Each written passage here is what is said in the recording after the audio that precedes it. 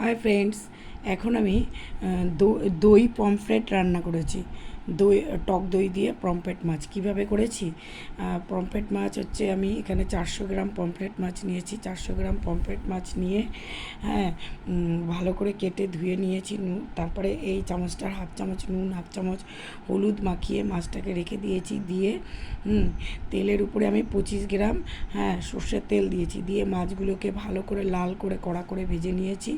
নিয়ে নিয়ে এই চামচের 2 চামচ নারকেল বাটা, 1 চামচ সর্ষে, 1 চামচ পোস্ত দিয়ে তারপরে হচ্ছে তেলের উপরে এটার হাফ চামচ কালো জিরে দিয়েছি। দিয়ে তারপরে ওগুলো বাটা করেছি। বাটা করে তারপরে আমি হচ্ছে 250 গ্রাম জল দিয়ে ওই মশলাটা গুলিয়ে ঢেলে দিয়েছি। আর 5টা কাঁচা লঙ্কা চিড়ে দিয়েছি। এবার টকবক করে ফুটবে, ফুটলে নামিয়ে সার্ভ করবেন।